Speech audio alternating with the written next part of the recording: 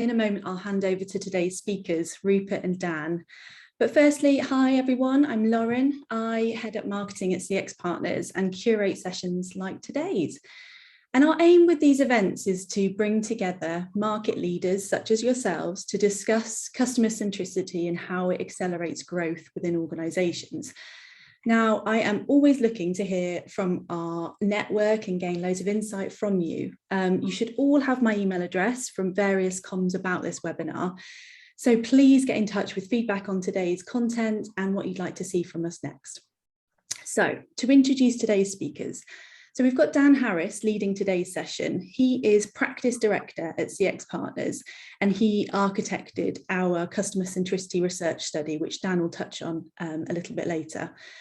Dan has over 20 years experience in digital development and service design. And at CX Partners, he's driven programs of transformative change, which have generated measurable difference for our clients, from improving sales and conversion, reducing overheads to enhancing customer satisfaction. And he's worked on programs with British Council, with SSC, and of course with Google, which leads me very nicely onto our second speaker, Rupert. So Rupert Whitehouse is in Google's go-to-market team, who are responsible for creating better experiences on the web and in apps. He works really closely with partners and a community of Google specialists to drive adoption of best practice. And it's in this role that he's really seen the importance of having the right customer-centric culture for good user experiences to flourish. And it was Rupert that commissioned the customer centricity research. So just before I hand over to Rupert, I just wanted to say that at the bottom of your screen, there's a Q&A box. Please add throughout the session any questions that you have for our speakers in there, and then we'll have some time at the end to get through as many as possible. So without further ado, I will hand over to Rupert. Rupert. Thank you, Lauren. So just to give you a little bit more context on that, when I'm working with various partners and clients to improve the better experiences, we use a variety of techniques, and those range from things like site audits to user experience labs to focusing on improving speed of websites and a number of other things. But I'm also working with a specialist community. So this is Google specialists who are going into large customers to help them create better experiences on their sites to make them much more effective. And that works really well for Google, it works well for the user, and it works well for the client. So really powerful and impactful stuff. But what we found as we were doing this kind of work is that most companies actually really want to do the right thing, but certain companies were really struggling to move compared to others. And what our mobile specialists were seeing and what they hypothesized was that companies who were really good at moving had the right kind of culture. And they described this culture as being customer-centric.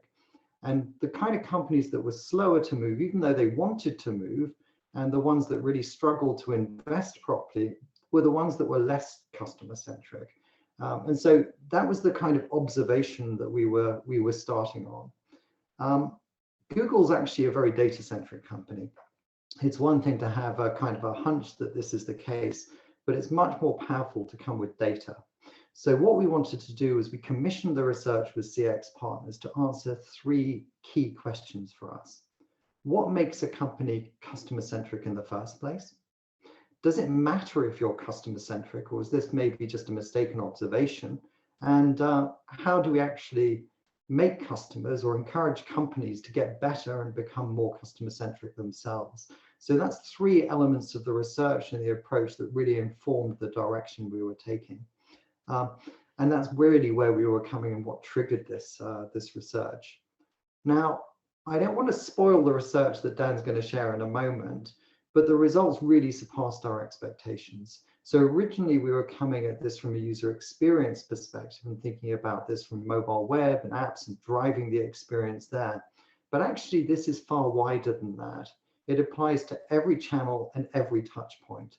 And creating these customer-centric experiences really, really matters to companies.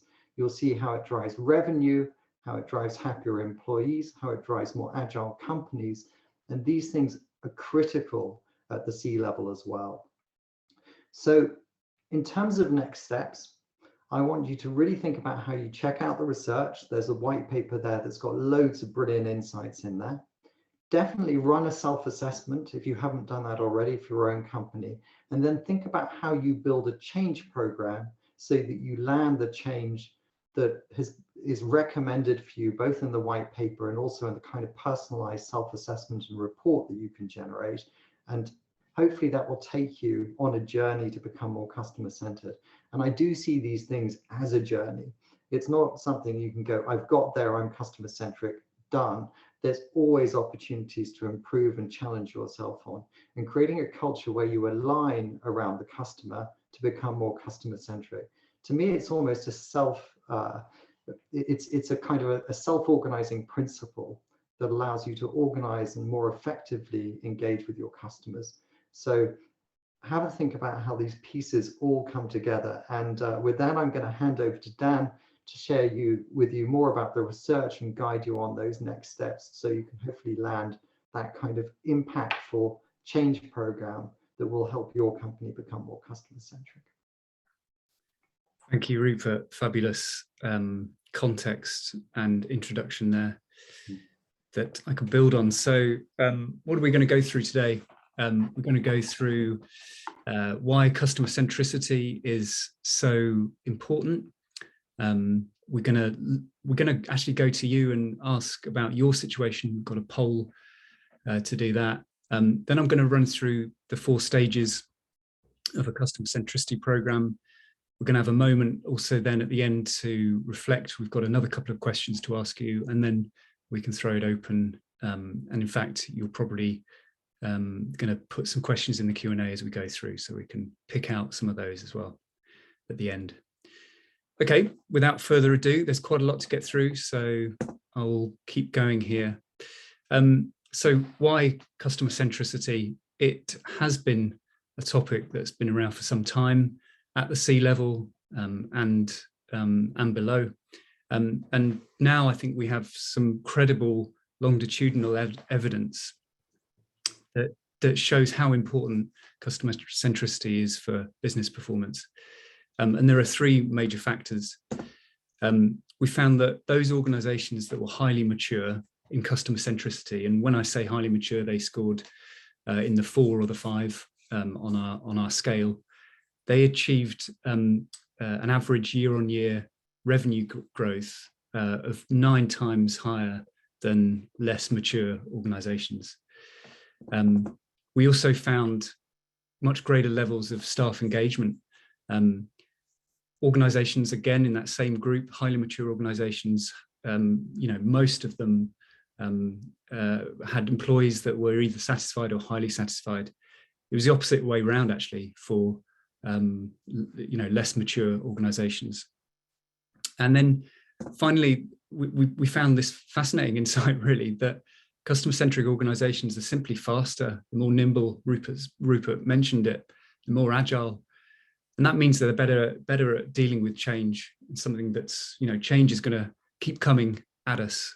But what I was struck by when I saw this result was they were able to change in a matter of, months or even weeks, as opposed to the majority of less mature organizations that took a matter of years. So this really has an impact on how you can respond to changes in customer expectations. So there's a real opportunity for high performance across the board. So now I'll talk about, well, what does that look like? How do customer-centric organizations do it? What do they put into their structures? What do they do differently? Well, as part of the study, we spoke to an energy retailer that was founded in 2015. It has 2,000 employees, but the year-on-year revenue growth is quite astounding. It's around 200% year-on-year or more sometimes. So they're really high growth. They happen to be the top organization in terms of that business performance. They were also our highest scoring customer centricity organization as well. And so I kind of wanted to pick out a few things that they do to achieve that sort of performance. And what I'd say is that they don't leave it to chance. They're intentional about customer centricity. And there's one reason for that. And they treat customer insight as fuel for that growth. And they've done something quite radical in each of the 5 dimensions you can see here on the right, and you can see what their scores are actually. So in the people dimension, they have they hire T-shaped individuals, flexible people who are happy to get out of their comfort zones and really work together in ways with, cross-functionally with other individuals. And that leads on into process. Actually, they have self-organizing teams that pop up, and they organize themselves around one mission across the entire company, and that is to solve customer problems. And in fact, that goes further into how they set up their facilities. So they've developed software that allows anyone in the organization to go back over customer conversations that they call in to agents about. And it really goes to show that they've taken the idea of getting close to customers into their structure, into their digital systems. And in fact, they're starting to sell that software to other organizations so they can do the same. But I'd like to hear from you now. So we've got a poll. So I believe Lauren will start that poll with you. Here we go. And I just want to hear about what you think the barriers are within your organization to improving customer centricity capability. There's 6 options here. I'd like you to choose your top 3. I'll give you 30 seconds.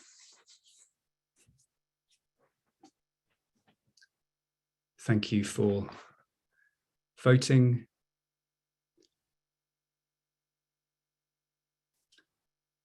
Got about a third of you voted already.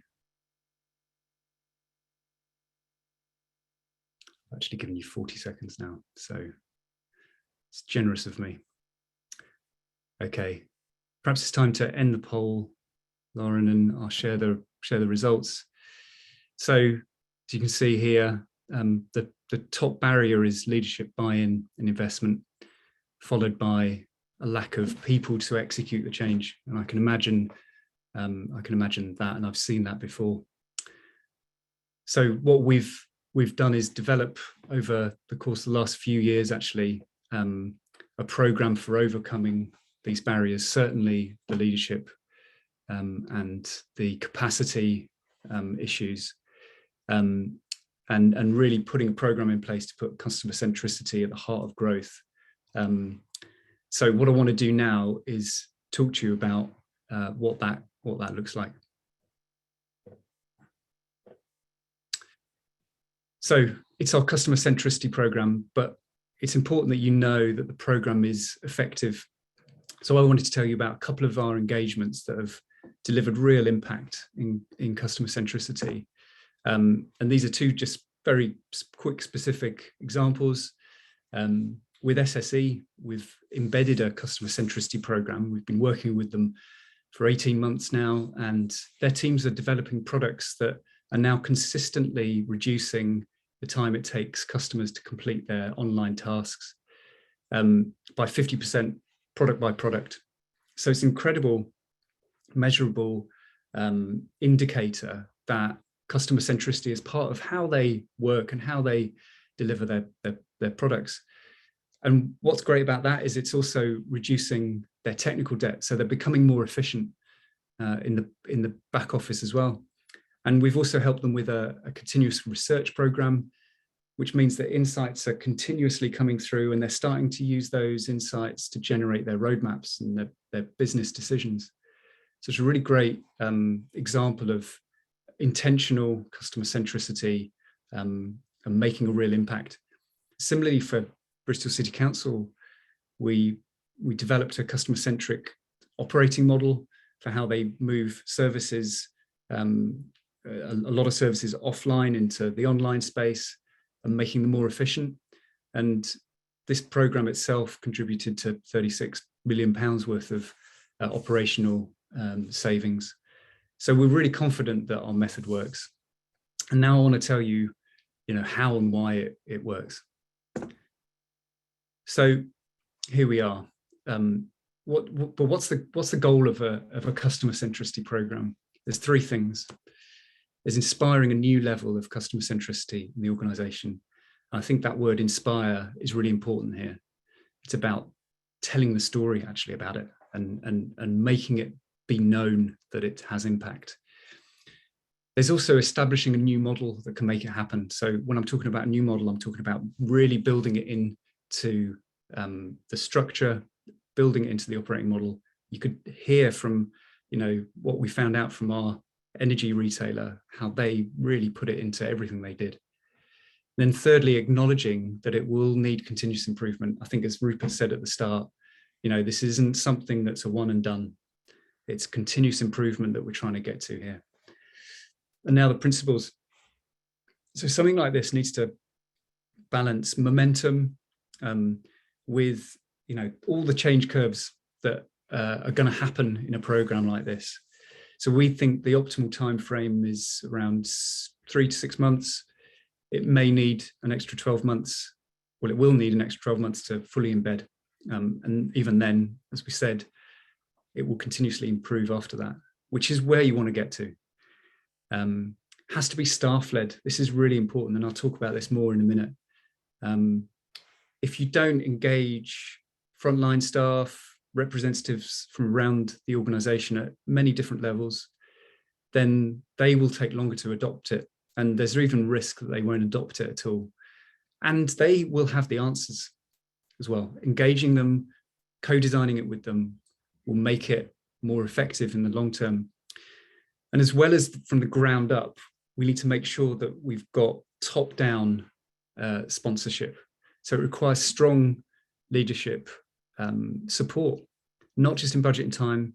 It needs acknowledgement from leaders that something needs to change, first of all, and I'll talk about that in a minute as well, but also that they themselves may need to change in what they do, how they do it, how they work together. But that strong support, it will require time, effort, hard conversations. It's the only way for change to take hold. So I can't stress that enough about getting leadership sponsorship. And then, of course, it's all about human-centered design. Any transformation has to be human-centered because humans are the people that drive organizations. And it's as much about showcasing customer centricity. Customers are humans, and that's how you get the most out of working with them, by developing your services. But it also means running the whole program actually like an agile, prototyping-led experience for people. And there's 4 stages to the program. So these are the 4 stages on the right. First is case making, getting buy-in for the rest of the program. So I'll talk about that in a minute. And the next 2 are designed to, once you've got buy-in and you've got investment, it's about really fast-tracking customer centricity at an operating model level, but also prototyping it, proving its impact before finally telling the story far and wide. And then in system changing, it's about setting up a plan for putting improvements into place and making sure that they're able to be continuously measured and managed. Okay, let's dive into the first step, probably the most important step, case making. But it's all about gathering the evidence you need to make a really strong case for change. And to do this, you need to be able to represent the problems that your customers feel and the stress on your delivery processes as they try and deal with those problems. So there's a few steps to this. I'll step through them. The first step is to gather data. You can gather data around the power of customer centricity. You can gather data around the problems that your customers are facing. And there's a few ways you can do that from our white paper, as Rupert mentioned. There's all of the data in there you can use. Taking a customer centricity model assessment. Again, Rupert mentioned, inside that, you'll get an industry benchmark. So you'll be able to know what your score is compared to others in your industry and others overall. And it'll also provide you with guidance, actually, where to invest in improving your score. Of course, you can also look at complaints that you're getting at the moment, Trustpilot reviews, competitor intelligence. So why are you getting all this data? What are you trying to do with it? Well, I think what you need to start with is something digestible for leadership. You're going to take to them a small, this case to say there's something in this customer centricity piece, and we know that our customers are being affected by how we operate. You're asking for a small budget to conduct a study into how your customers are actually experiencing the service and how well it meets their needs. And once you've got that small investment, you're going to the next stage, which is to run that study. And it's a qualitative study. And it's just amazing because you get to meet real customers. You get to find out these real stories about their problems and how your service is meeting them or not meeting them. Now, the way to do this is to run a credible study. It's worth appointing a researcher to do that. They will know how to run this. They'll recruit a sample of 5 to 8 customers. Maybe there'll be more if you've got a more complex organization or multiple business units. It's really important to record interviews because it's these stories about being passed from pillar to post. This poor patient that we interviewed for one of our healthcare clients. It's these stories that are really important and really powerful. So once you've got these stories, you can go to the next stage because that's where you can showcase these stories to leadership again, to the board, to the highest levels. And that's really important because that means that you can get, at the end of this stage, a much broader support. If you've got 3/4 of your leadership team bought into this idea that customer centricity at a fundamental level is going to have a big impact on the business and on customers, then you're ready to go. And that's what you need to achieve at this stage. So making it a number one priority for executives, getting their buy-in and investment. Now, after all, this isn't going to be too much of a problem because you're going to be taking to them messages around the potential revenue that's at stake, actually. You'll be talking to them about the problems that the customers have, actually, because of how you operate and how that is affecting the market position of the organization. When I've seen this happen before, and you can see on the right, this is how to do it, is really show the videos in those sessions, and book a slot, book an agenda item on leadership meeting, show the videos. I can't tell you how many executive revelations have occurred when they see customers trying to use the services that they provide. And it can really drive investment and change really quickly. And that's what you want to get to. That's success. You're getting support for a large scale program of change. And now I'll describe what that program looks like. Okay.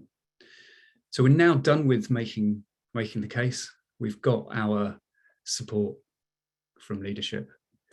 It's now time to put it all to work. And there are 2 stages to this. There's future shaping and there's experience creating. And they're both 2 parts of really fast tracking change and proving it. So the first thing to do is to engage a team. I mentioned at the beginning how important it was to get staff involved. It has to be made up of a sample that's across all different levels: managers, leaders, frontline staff, delivery people, but they need to represent the organization. A team, I'd say, of around 6 to 8 people. And we want a broad sample because they are going to represent insights from their teams. and they're going to be the ambassadors for change within their teams once we've got a plan. Now, of course, practically managers will need to assign time for people to work with you, and those managers will need to know that this is a priority from leadership. But since you've already got that support, this is half of the course. So then you need to get working with them on future shaping. So this is where you get to start to define the challenges. What's in the way of us making customer centricity really tangible for us? And that starts with rooting out the friction that teams experience in their quest to develop great customer experiences. So this is the first step, really. So reviewing delivery practices. And actually, when we've done this before, staff team welcome this step, because, you know, they've, as I said, they will often have the answers. They've been thinking about this for months, maybe years. They've been dreaming about the chance to make changes to how they deliver. So they welcome being able to feedback. And we can do that in a few ways. We can run one-to-one interviews. We can run surveys with a broader group. We can run workshops to capture challenges, which is a really fast way of doing it. And once you run a workshop, bring people together, you get real galvanization, you get real things happening. So what you're trying to do at this stage is ensure the rest of the program is focused on solving the problems that matter. So you're trying to prioritize what are the barriers in place.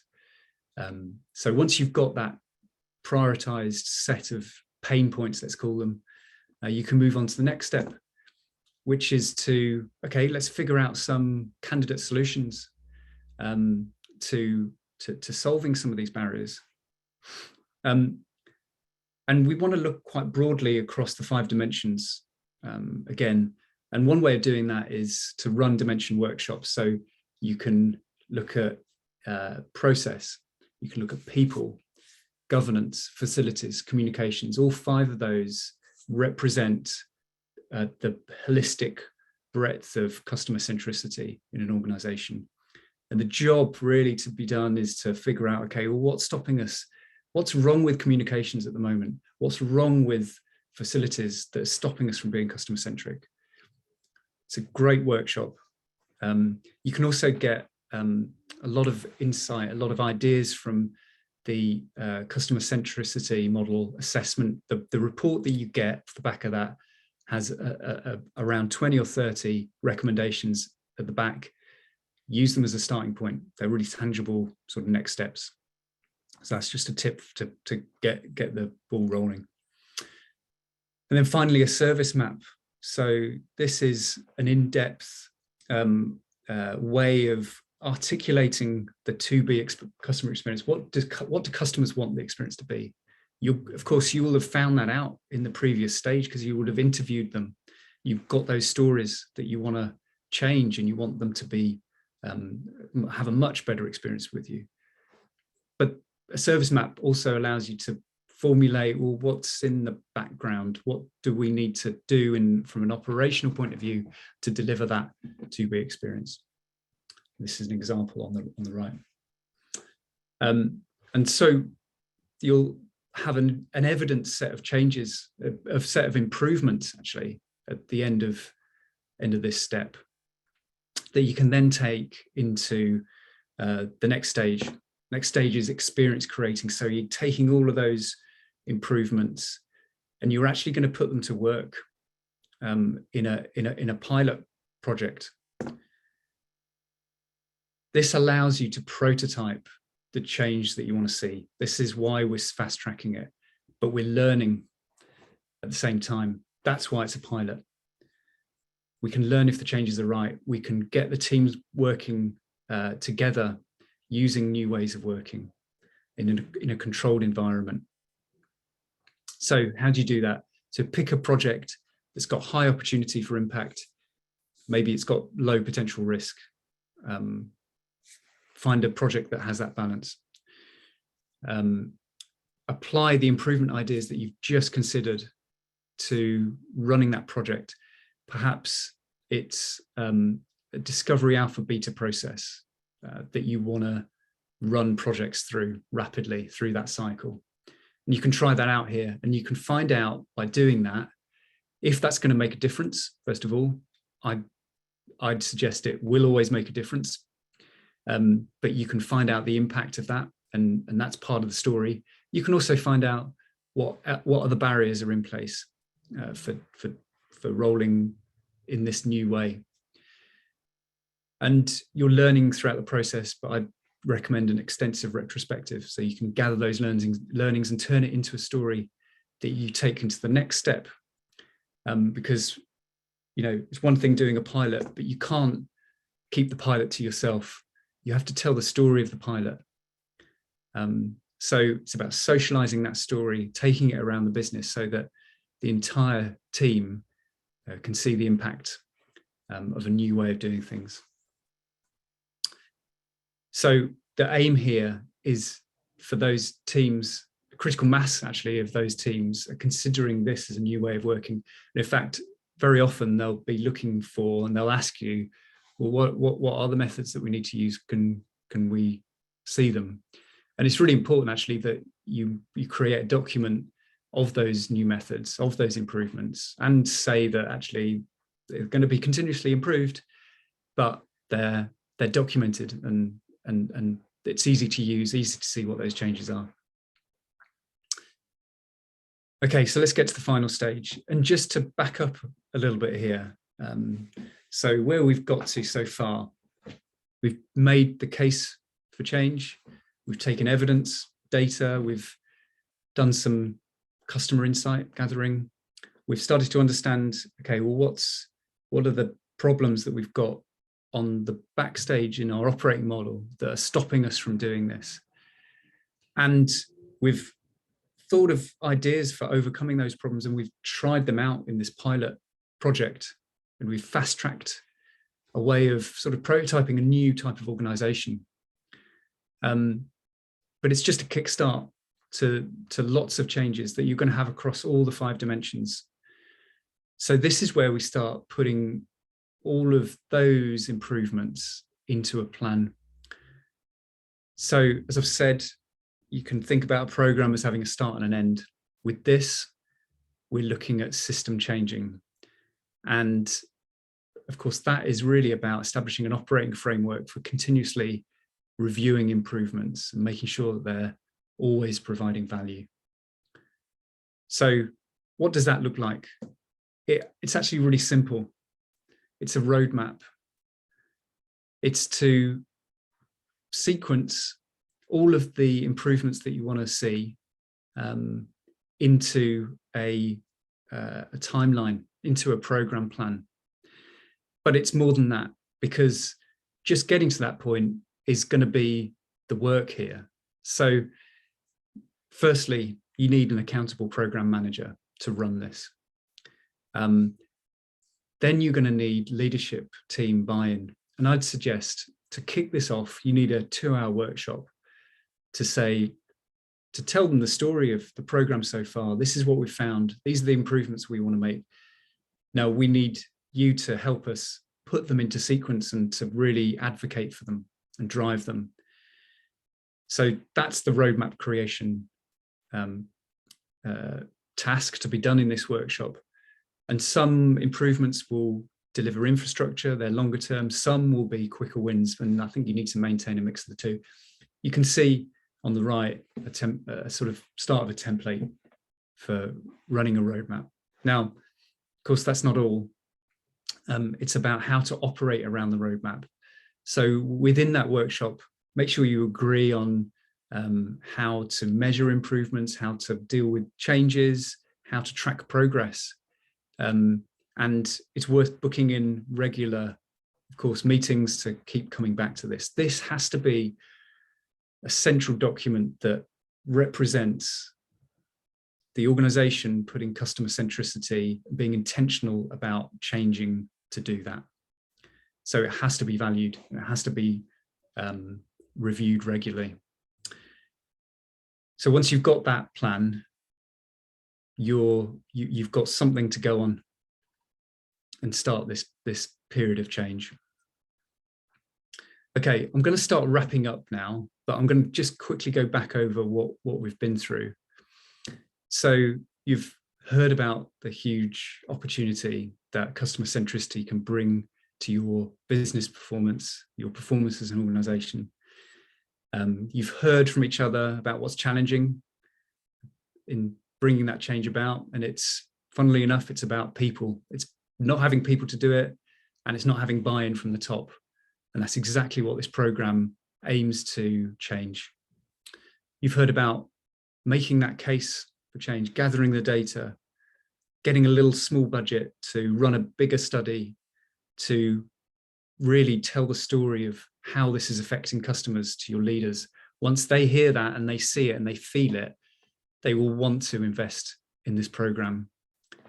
And that program looks like fast tracking it, putting together a small team that's going to run with improvements and test whether that's going to work and tell the story about that change. And once people hear that, they will want to be part of that. They will want to know how they can be successful. That's the great thing about doing something small and contained. And then finally, it's about a program. It's about systematic change and continuous improvement. And that starts with a roadmap, but it doesn't end there.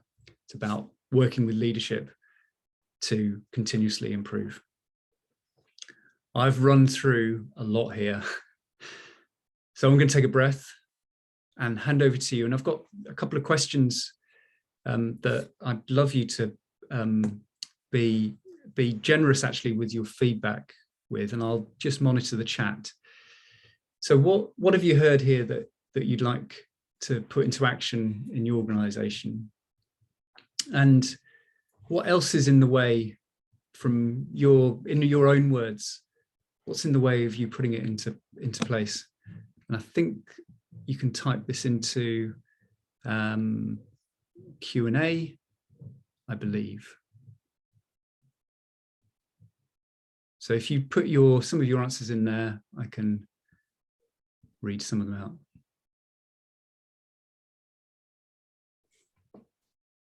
So in the Q&A or chat, you can add those comments in. It'd be really wonderful to hear from some of you on your thoughts.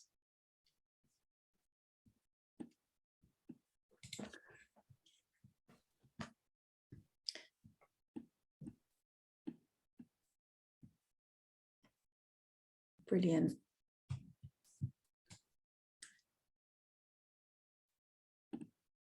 What is in the way of putting you in place? So some answers coming through here is about leadership. Definitely matches up with the poll from earlier. So that's interesting to see. Dan, while these answers are coming through, do you want me to start asking some questions? Yeah, Becky has also, leadership buy-in is the key first step. Yeah, 100%. Yeah. Thank you. Very interesting. Okay, shall we move to questions then? Yeah, Dan, so this is scooching right back to the start actually from Duncan. We mentioned some of the outputs from our study included being fast at changing and that agility piece. And Duncan's questioned whether that means fast at changing their customer experiences, or actually does it go outside of this? Is it about changing culture, personal performance, or something else about the internal company? That's a great question. What we actually measured in the study was the organization's ability to make, I think there were 3 questions. The ability of the organization to make changes to interfaces to their service. So whether it's call center scripts or whether it's, a digital interface. So we measured how quickly they could do that. And we also measured how quickly they could make changes to more of the infrastructure part of their organization. And I think this is also to acknowledge that that a lot of heritage businesses out there have, lots of layers of legacy and complexity. So I wanted to actually acknowledge that, I talk about our top scoring organization as being, as running in a certain way. And I realized that it's not going to be easy, if at all possible, to get to that point. But I think my plan was to inspire a bit of a moonshot, actually, to say that there is a way that organizations can operate, and moving towards that is still going to be positive. And speed of change, it really, that stat, Duncan, came from speed of changing infrastructure. So if you can, if you've got a flexible, maybe it's modular infrastructure or a design system or microservices, then you're able to be more adaptive and responsive to customers and their needs. So that's really why that that factor is important. Hopefully I answered your question there. Right. And I think related to those initial findings as well, we've mentioned that, or you mentioned that organisations who had widely adopted customer centricity had a high level of employee satisfaction. Why do you think that is? That's a good question. I believe that, and I saw this when we interviewed our top scoring organisation, that there was a really clear mission and everyone involved had a really clear purpose for their role, and they had the empowerment, and in fact they talked about it in terms of freedom and responsibility. So people had freedom to do the right thing for customers and to work with whoever they needed to. They had the responsibility to not wait for too much sign off or bureaucracy. They could make the changes that they believed needed to be made really quickly. And I think that idea of connecting with customers in that way and solving their problems really gave individuals a real purpose in their work. So that's why I think you get highly satisfied individuals in highly customer-centric organizations. There's also a piece of Gartner research that does link customer loyalty with employee loyalty as well. So there's a high correlation between that, and maybe that is because people can develop more of a relationship with customers, get closer to them.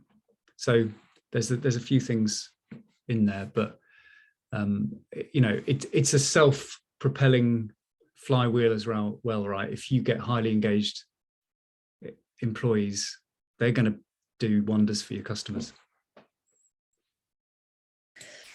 Lovely. And we've had a question on what makes this program effective? This program is based on, and you saw it in there in the pilot stage. It's based on Discovery Alpha Beta. It's based on the design double diamond that the Design Council have been promoting for a number of years. It's about understanding the situation, looking at the problems that matter. And then it's about prototyping and saying, actually, we might have a solution for them, but we might not. We've got a hypothesis, we're going to test it. We're going to test a new way of doing things. And if it doesn't work, that's okay. We can try something else, or we can iterate it. And then we can put it into beta effectively. So I think that's the process that we go through. What's underpinning that process is really effective. The other part of it, and I've mentioned it a few times now, it is working with the bottom up, working with staff, as well as working with the top down. You can't do one or the other. You need both. But working with staff means that you can get the truth about what could make a difference. And of course, as soon as you engage them, you improve their engagement as well. So they're more likely to adopt, more likely to be generous, actually, in how they carry out the program. Those are the two answers I'd give for that effectiveness question. Great. We've had a point from Pete. So Pete says that one thing that's holding him back is fatigue, doing this for a number of years and incremental improvements, which sometimes don't get the recognition they deserve. Do you have any ideas for how Pete might be able to move forward with that? Oh, that's such a good point. I'm really glad you put that in there, Pete. And I can imagine this very, very well.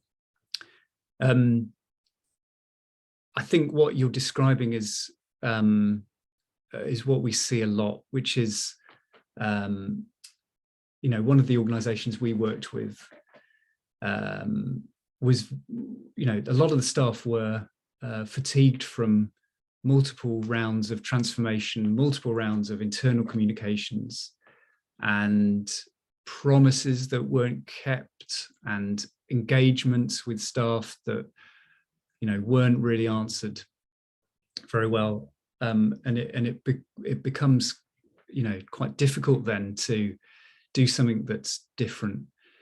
What I'd say again is being super intentional and having leadership be really intentional about what they want to do this time and why it's different.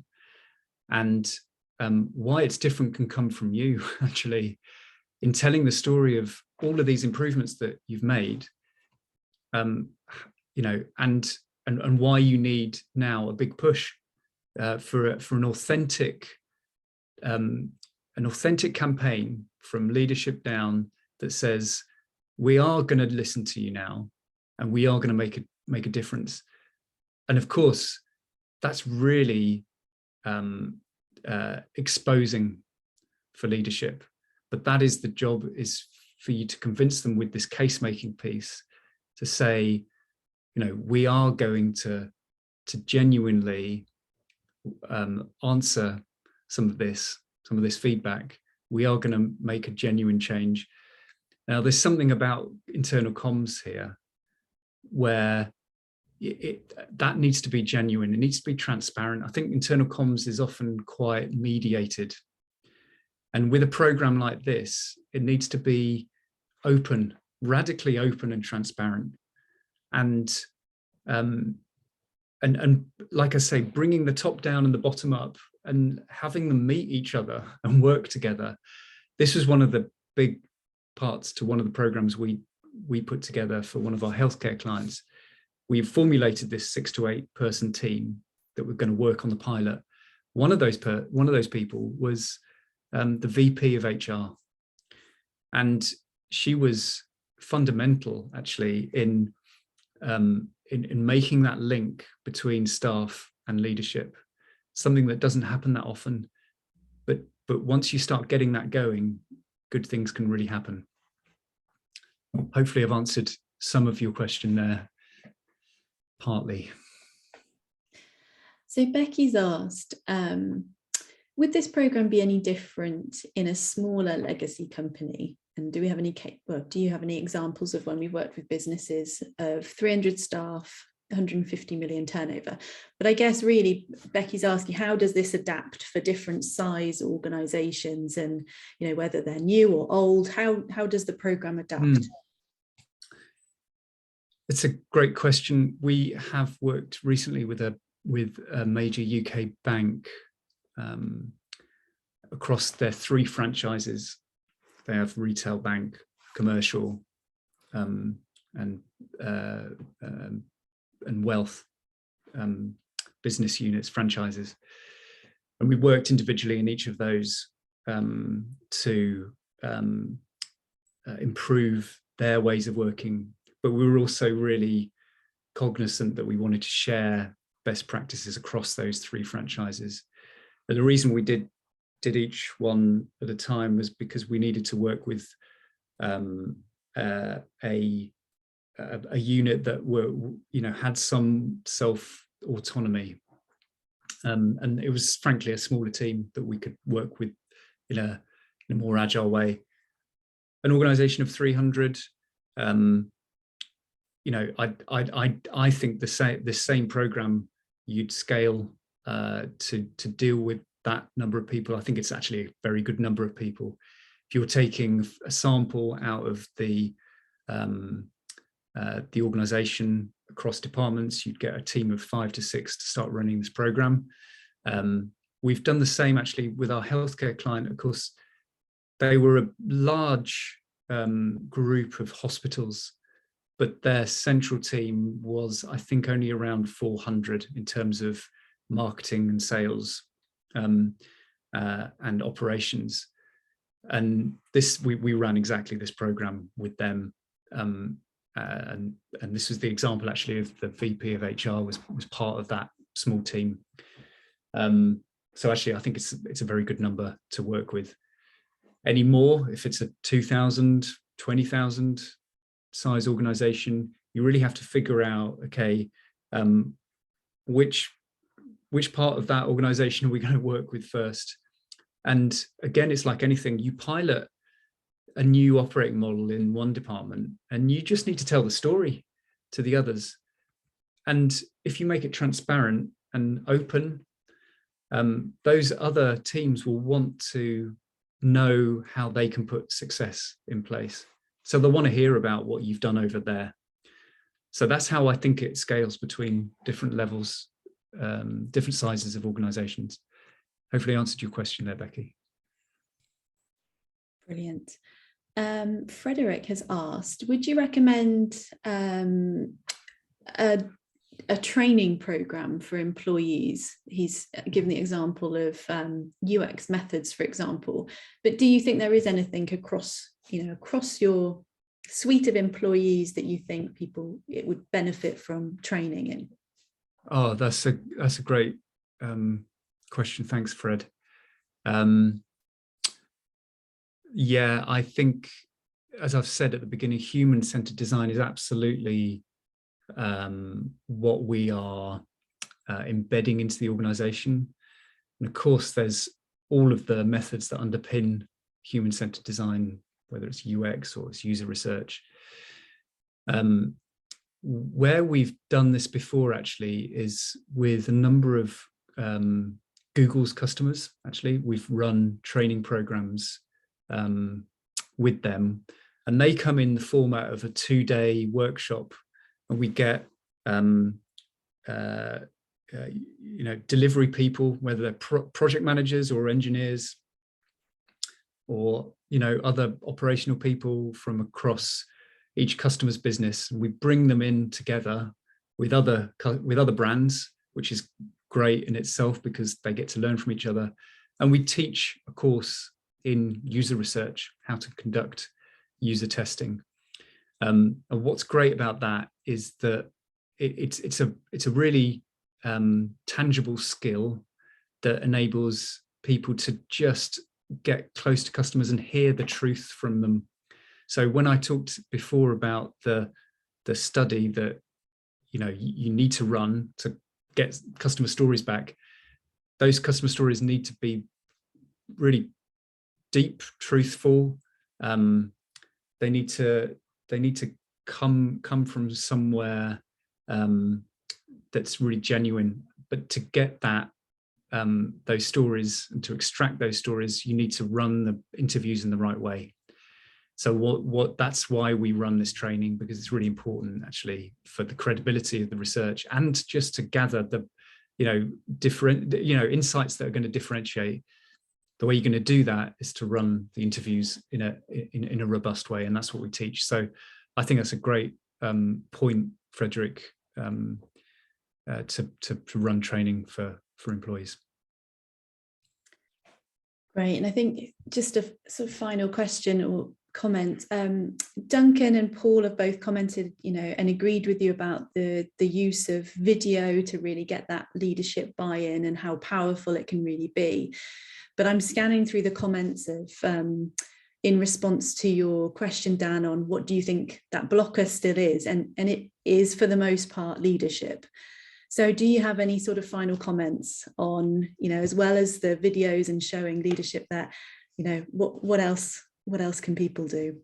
Yeah, great question. Of course, when I say leadership, I'm talking about a set of individuals. And so finding someone in that set of individuals that's going to help you do that, I think, is imperative. One-to-ones with those people, establishing relationships with them, all of that good stuff. And we know it, really, you know, it's about how to be persuasive, and use that relationship to help them actually in their roles, help them be successful. And for them to be successful, you're confident that this is going to bring them success, and for them to take this to the rest of their peers and their colleagues in the leadership team, in the C-suite, is going to be great for them. It's going to be great for the organization. So when I say leadership, start with one person that you can do this with, and start from there. Brilliant. That's wonderful. There are a few questions that we didn't get to, unfortunately, but please do contact us outside of the webinar if you'd like further clarification on anything that Dan's spoken about today. We have recorded this session and we will be making it accessible to everybody, so we should be in touch in the next few days to let you have access to that. But brilliant. Thank you so much, Dan. I think that was wonderful. Oh, thank you for everyone's questions and comments and generosity there. Really appreciate it. Thank you. Thanks, everyone. Bye-bye.